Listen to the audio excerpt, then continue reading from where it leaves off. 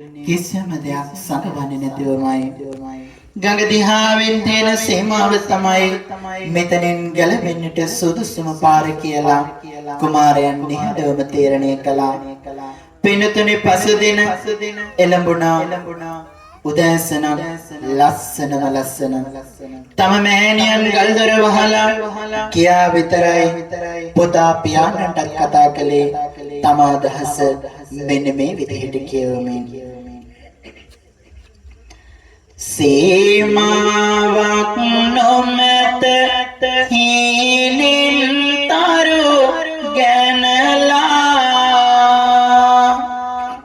අරගත යුතුවේ ලොව නිදහස දිනලා තැබුවා ඇති මෙතෙක් ඉවසන බව වනලා දැන් යමු පියතුමනේ අපි මෙතනින් පැනලා මේ ගමන ගිහින් අසවනොත් එය තමන්ගේ අවසානයේ බව මේ පියාණන් හොඳටම දැනගත්තා. ඒ තම ආදරණීය පුතණුවන්ට තිබුණ පුත්‍ර ප්‍රේමය නිසා සෙනෙහස නිසාම අවසානයේදී හෝ මෙන්න මේ විදිහේ තීරණයක් ගන්නවා. ජීවිතය ගත කළත් මේ තැනදී මරණ බය දැනෙනවා හිතේ එදා වාගෙම මෙදා මාහට සවිය ශක්තිය නැගතේ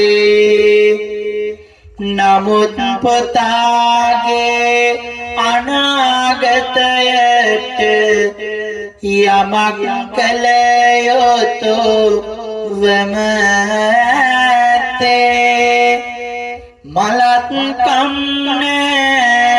පුතා වෙනුවෙන්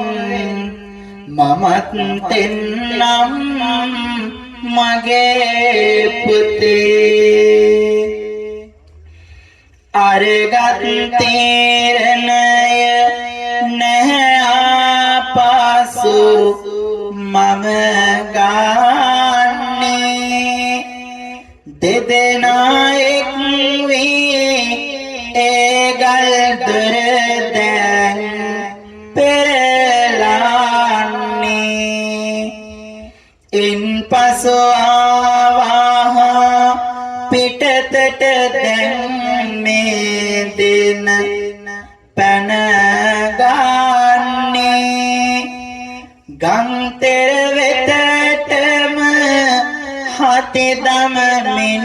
දැන් දිව යන්නේ හති දමමින් දැන් දිව යන්නේ බමුණගේ සිතේ බියසක මතුවේ